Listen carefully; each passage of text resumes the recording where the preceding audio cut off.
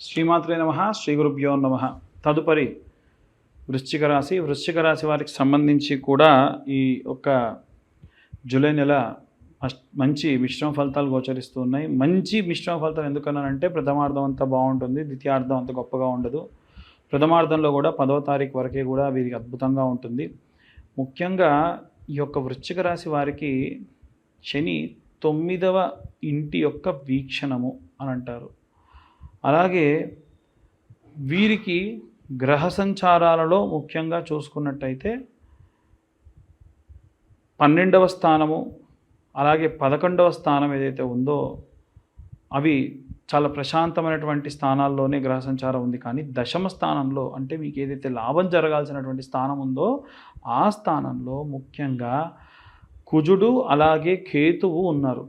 దీని వలన ఏమవుతుంది అనంటే సాధారణంగా లాభం జరిగే చోట ఏదైనా గొడవ జరుగుతుంది. ఉదాహరణకు మీకు మంచి చదవచ్చు, బాగా చదువుతారు, మీరు మంచిగా ఈరోజు ఎగ్జామ్కి బాగా ప్రిపేర్ అయ్యారు అనుకోండి. అదే రోజు ఏదన్నా బయట సొసైటీలో ఏదో పెద్ద బంద్ అయింది, పెద్ద గొడవ జరిగి స్కూల్స్ బంద్ చేశారు, కాలేజ్ బంద్ చేశారు. ఎంత డిసప్పాయింట్ అవుతారే, నేను ఇవాళ బాగా ఎగ్జామ్ రాద్దాం అనుకున్నా ఈరోజు స్కూల్ బంద్ అయింది అని. అలాగే మీకు ఒక వ్యాపార స్థలం ఉంది, మీరు వ్యాపారం చేసే చోట ఏదైనా సరే గలాటా జరిగిందనుకోండి, మంచి గిరాకీ వచ్చే టైం అది. ఆ టైంలో ఏదైనా జరిగితే అంతెందుకండి, కోవిడ్ కంటే ముందు ఒక్కొక్క కంపెనీ మంచి హై రేంజ్లో ఉన్నాయి. ఆ టైంలో కోవిడ్ వచ్చింది. ఈరోజు వాళ్ళ పరిస్థితి ఏమిటో తెలుసా? కాబట్టి అలాగే ఉద్యోగస్తులకు కూడా ప్రాజెక్ట్ అయిపోయింది, సక్సెస్ఫుల్గా కంప్లీట్ చేశానంటే అసలు ప్రాజెక్టులు ఇవ్వండి, మనం కంపెనీని మొత్తం మూసేస్తున్నాం అన్న వాళ్ళు చాలామంది ఉన్నారు. ఇలాంటి పరిస్థితి వాతావరణం అంతా జూలై నెల తర్వాత నుంచి, ముఖ్యంగా 10వ తారీఖు తర్వాత నుంచి వృశ్చిక రాశి వారికి ఉంటుంది. ఆల్టర్నేట్ చెక్ చేసుకోండి, ఆల్టర్నేట్ చూసుకోండి. ఎందుకంటే ఆల్టర్నేట్గా మీరు ఏదైనా చూసుకోకపోతే ఐడల్గా నెలలు ఉండాల్సి వస్తుంది. నెలకు 50,000, 10,000, 20,000, ₹1,00,000 సంపాదించే మీరు ఖాళీగా ఉండాలంటే ఉండలేరు, పిచ్చెక్కుతుంది. కాబట్టి చాలా జాగ్రత్తగా ఉండండి. అమ్మవారి యొక్క చండీ హోమాలు చేయించుకోండి, చాలా మంచిది. నవగ్రహ హోమాలు చేయించుకోండి, మంచిది. ముఖ్యంగా ఏదైనా సరే ఆంజనేయ స్వామి గుళ్ళో కానీ అమ్మవారి దేవాలయాలు కానీ ప్రదక్షిణాలు చేయండి, ఒక దీక్షగా పెట్టుకొని 11 రోజులు కానీ 21 రోజులు కానీ ఇలా నిర్ణయించుకొని మీరు ప్రదక్షిణాలు చేయండి. అలాగే మీరు తీసుకునే నిర్ణయాలు కూడా ఆలోచించి నిర్ణయాలు తీసుకోండి. మబ్బులు చూసి ఇంట్లో ఉన్న నీటిని పారబోసుకోవద్దు. వర్షం పడుతుంది నీళ్ళు నింపుకుందాం అనుకుంటే అవి మబ్బులు, పాసింగ్ క్లౌడ్స్. అవి అలా వెళ్ళిపోతే పరిస్థితి ఏమిటి? బాగా ఆలోచించండి. ఈరోజు మనకు బాగుంది అనుకున్న రోజు రేపటికి బాగుండట్లా. గడిచిపోయిన రోజు మనకు ఎంతో అద్భుతాన్ని ఇస్తుందంటే అది అసలు గుర్తు కూడా లేని రోజుగా మారుతుంది. తృప్తి అనేటువంటిది లేని రోజుల్లో మనం బ్రతుకుతున్నాం. ఇవాళ ఆనందం రేపటి తృప్తికి అస్సలు దారి చూపించట్లేని పరిస్థితి. కాబట్టి అనవసరమైనటువంటి పోకడకు వెళ్ళి చాలామంది చేసేటువంటి తప్పు ఏంటంటే, నాకు మంచి జాబ్ ఆఫర్ వచ్చింది, ఈ జాబ్ నుంచి వెళ్ళిపోతా. ఎథిక్స్ కూడా మెయింటైన్ చేయాలి.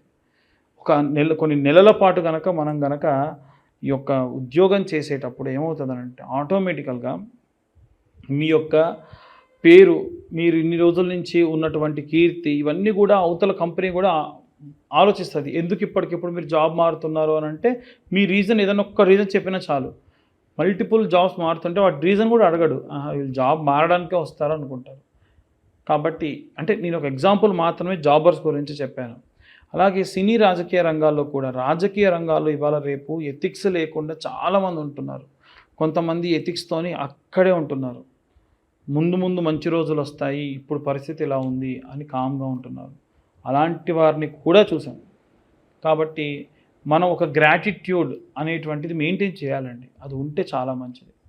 ఇవన్నీ కూడా గోచార రీత్యా చెప్పేటువంటి విషయంలో మాత్రమే. పూర్తిగా మీ జాతకం విశ్లేషణతో కావాలి అంటే కింద ఉన్న నెంబర్కి కాంటాక్ట్ చేయండి. మీ పేరు, మీ date of birth, time, place పంపిస్తే పూర్తిగా మీ జాతకం విశ్లేషణతో మీ దాకా అందించడం జరుగుతుంది. 65 నుంచి 70 పేజీల్లో మీ జాతకం మీకు క్లియర్గా చెప్పి మీతోని గంటన్నర వరకు మాట్లాడడం, రెమెడీస్ చెప్పడం కూడా జరుగుతుంది. ఈ 2025 సంవత్సరంలో కేవలం ₹2,025 మాత్రమే ఛార్జ్ చేయడం జరుగుతుంది. ఏవైనా నరపీడితములు ఉన్నాయి అనుకుంటే కూడా మీరు కరుంగలి మాల ధరిస్తే మంచిది. ఈ కరుంగలి మాల ఈ యొక్క కింద ఉన్న నెంబర్కు కాంటాక్ట్ చేస్తే మీ గోత్రం పేర్లు కూడా పంపిస్తే మీకు ఆ యొక్క కరుంగలి మాల మీ దాకా అందించడం జరుగుతుంది. ఇక అందరూ ఎలాంటి రెమెడీస్ తీసుకోవాలనే విషయాన్ని ఇప్పుడు మనం తెలుసుకుందాం. ఈ యొక్క జూలై నెల చాలా ప్రాముఖ్యతతో కూడినటువంటి నెల. మనకున్నటువంటి ఇంగ్లీష్ క్యాలెండర్ లెక్కల ప్రకారంగా చూసుకున్నట్టయితే ఈ జూలై అనేటువంటిది 7వ నెల సంఖ్యగా వస్తుంది. అంటే సగభాగం వరకు కూడా సంవత్సరంలో పూర్తవుతుంది. ఒక విషయం ముఖ్యంగా చెప్పాలి అనంటే ఈ సంవత్సరానికి శాపం తగిలిందా అనేట్టుగా ఉంటుంది. ఎందుకంటే మన ఈ 2025వ క్యాలెండర్లో ఉన్నటువంటి డేట్స్ వీకెండ్స్ ఎలా ఉంటాయో 1941వ సంవత్సరానికి సంబంధించినటువంటి క్యాలెండర్ ఇయర్ అంతా కూడా యాజ్ ఇట్ ఈజ్ అలాగే ఉంటుంది. ఈ సంవత్సరంలో మనకు ఉన్నటువంటివి ఏవైతే జరిగినటువంటి డిజాస్టర్స్ ఉన్నాయో దీనికి రెట్టింపుగా 1941లో జరిగింది. అందున ముఖ్యంగా పర్ల్ హార్బర్ లాంటి బ్లాస్టింగ్స్ జరగడం కానీ, అలాగే ఉన్నటువంటి మన యొక్క వరల్డ్ వార్ 2 జరగడం కానీ, ఇలాంటివన్నీ కూడా చైనాలో 1500 మంది ఒకేసారి మాస్గా చనిపోవడం కానీ ఇలాంటివన్నీ కూడా జరిగాయి. మనం ఈ సంవత్సరం చూసుకుంటే కాలిఫోర్నియాలో జరిగినటువంటి ఆ యొక్క అడవి అంతా కూడా తగలబడి ఎన్నో జీవులు చనిపోవడము, అక్కడి నుంచి మొదలై ముఖ్యంగా మన భారతదేశంలో పెహల్గాం దాడి కానివ్వండి, రైల్వే యాక్సిడెంట్ కానివ్వండి, మొన్న రీసెంట్గా జరిగినటువంటి ఎయిర్ ఇండియా క్రాష్ కానివ్వండి, చాలా వరకు మాస్ సంఖ్యలో జనాలు చనిపోతూ ఉన్నారు.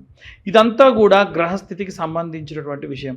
కేవలం మనకు 6 నెలలు మాత్రమే పూర్తయింది, ఇంకా 6 నెలలు జరగబోతూ ఉంది. మన తెలుగు లెక్కల ప్రకారంగా అయితే ఇంకా మనకు 8 నుంచి 9 నెలల పాటు మన యొక్క తెలుగు క్యాలెండర్ అనేటువంటిది ఉంది. కాబట్టి జనాలందరూ కూడా చాలా జాగ్రత్తగా ఉండాలి. ముఖ్యంగా ఈ సంవత్సరంలో చూసుకున్నట్టయితే మనకు గతంలో గడిచినటువంటి రోజుల్లో షష్టగ్రహ కూటమి కానీ, పంచగ్రహ కూటమి కానీ, అలాగే శని తిరోగమనం కానీ ఇవన్నీ కూడా మనం దాటుకుని వచ్చాం.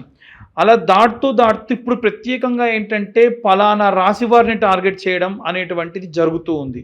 ఉదాహరణకు శని మీనంలో ఉన్నాడు, ఏలినాటి శని ప్రభావం మీనరాశి వారికి అది యుక్త వయసులో ఉన్న వాళ్ళకైతే మొదటి దశ, లేదా కాస్త 3 పదులు దాటిన వారికి అయితే 2వ దశగా ఉంటుంది. కాబట్టి శారీరకమైనటువంటి బాధలు కానీ, యాక్సిడెంట్స్ కానీ, లేకుంటే ఆపరేషన్స్ కానీ జరిగే అవకాశం ఉంటుంది. అలాగే ఉన్నటువంటి అన్ని రాశుల్లో శని 4వ స్థానంలో మిథున రాశిని చూస్తూ ఉంది, అంటే వారికి అర్ధాష్టమ శని. 8వ స్థానంలో తులారాశిని చూస్తుంది, అంటే వారికి అష్టమ శని. అందున ప్రత్యేకంగా సింహరాశి వారికి వచ్చేసి ఈ యొక్క కుజుడు మరియు కేతువు కలిసి ఉన్నారు. ఒక్కసారి మీరు ఎవరైనా సరే జూలై నెలలో ఉన్నటువంటి రోజు ప్రారంభం ఎలా అవుతుంది అనేది ఓపెన్ చేస్తే రాహువు కేతువుకి ఇటుపక్క అంతా ఎవరు ఉండరు, మిగిలిన అన్ని గ్రహాలు అటుపక్క ఉంటాయి. ఇది సాధారణంగా ఒక మనిషి ఎవరన్నా పిల్లవాడు పుడితే అది కాలసర్పదోషము అని అంటారు. అంటే కాలసర్పదోషం అంటే ఏది అంత సులువుగా జరగదు, ఏది అంత ప్రశాంతంగా జరగదు, అన్ని ఇబ్బందులతో ఉంటారు, మనదాకా వచ్చి పనులన్నీ కూడా వెళ్ళిపోవడం జరుగుతుంది, ఇలాంటివన్నీ కూడా జరుగుతూ ఉంటాయి. కాబట్టి జూలై నెలలో అందరూ కూడా చాలా జాగ్రత్తగా ఉండండి. ముఖ్యంగా ఇంట్లో ఉన్న గృహిణులు దయచేసి మీకున్నటువంటి ఆచారాలు పద్ధతులు పాటించండి. ఎట్టి పరిస్థితుల్లో ప్రతి శుక్రవారము ఆదివారము అమ్మవారికి సంబంధించి కుంకుమార్చన చేయండి. ఎన్నో మార్లు నేను ఇంతకు ముందు కూడా ఈ విషయం చెప్పాను. చిన్న పసుపు ముద్దను తయారు చేసుకొని శుక్రవారం నాడు కుబేర కుంకుమతోని కుంకుమార్చన చేయండి. పచ్చకర్పూరము కుంకుమ కలిపిన కుంకుమతో కుంకుమార్చన చేయండి. వారమంతా కూడా ఆ కుంకుమని ఇంట్లో ఉన్న వాళ్ళకు పెట్టి పంపించండి. తులసి కోటలో పూజ చేసినప్పుడు ఆ తులసమ్మ దగ్గర ఉన్న మట్టి కొంచెం తీసి బాగా వస్త్రకాగితం అంటారు మెత్తగా చేసి అది కుంకుమలో కలుపుకోండి, పచ్చకర్పూరం కలుపుకోండి, దానివల్ల పురుగు పట్టదు. అలా ఎందుకు అనంటే అపమృత్యు భయాన్ని తీసేస్తుంది తులసి యొక్క మట్టి. అలాగే విద్యార్థుల విషయానికి వస్తే ఈ సంవత్సరం విద్యా వ్యవస్థలో విపరీతమైనటువంటి మార్పు వచ్చే అవకాశం ఉంది. అంటే ఇప్పటి వరకు మనం చదువుకున్నటువంటి విద్య ఏదైతే ఉందో వాటన్నిటికీ కూడా అసలు ఎవ్వరూ ఊహించినటువంటి మార్పులు జరిగే అవకాశం ఉంది. పిల్లలందరూ కూడా మేధా దక్షిణామూర్తికి సంబంధించినటువంటి ఈ యొక్క జపము మంత్రము లాంటివి చదువుకోవడం, స్తోత్రం కనీసం రోజు ఒకసారి వినడం చాలా మంచిది. అలాగే ఎవరైతే ఉద్యోగస్తులు ఉంటారో అనవసరమైనటువంటి పోకడలకు పోయి ఉద్యోగాన్ని మారాలనేటువంటి దాని జోలికి పోకుండా వీలైనంత వరకు కూడా బృహస్పతి గ్రహానికి సంబంధించిన జపం చేసుకోండి.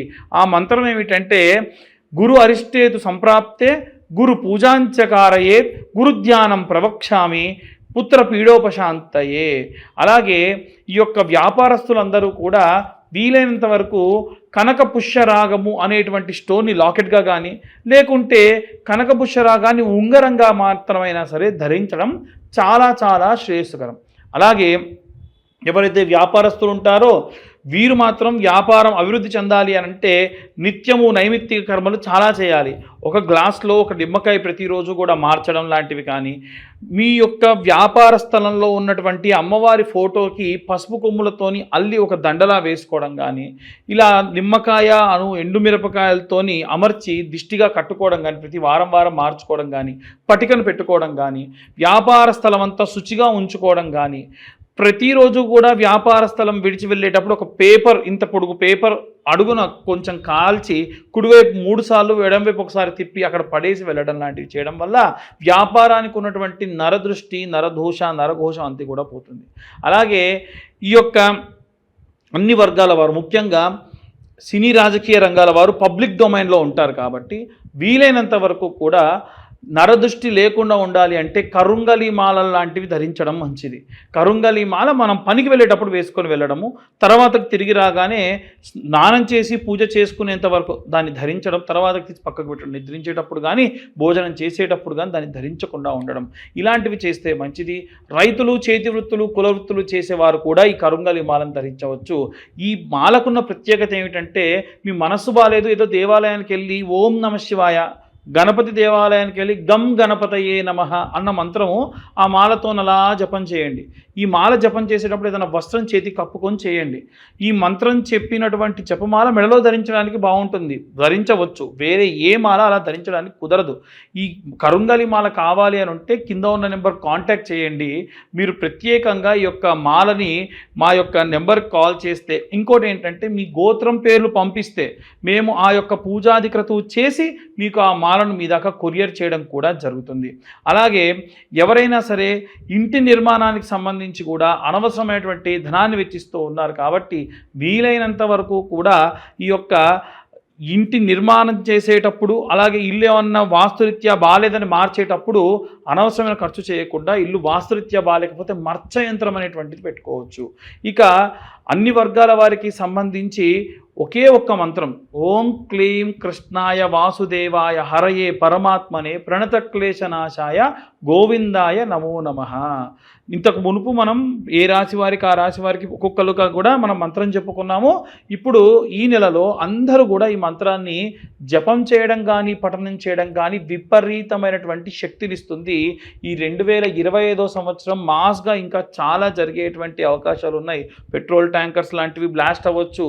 పిల్లలకు, ముఖ్యంగా చిన్న పిల్లలకి ఎవరికైనా సరే మాస్గా మెడిసిన్ పడక ఫుడ్ పడక చనిపోయే అవకాశాలు ఉంటాయి. కాబట్టి ఎటువంటి నెగ్లిజెన్సీతో ఉండకండి. దయచేసి 7-8 నెలల పాటు జాగ్రత్తగా ఉండండి. తర్వాత వచ్చే కాలం ఎంతో శుభదాయకంగా ఉంటుంది. సర్వే జనా సుఖినో భవంతు. స్వస్తి.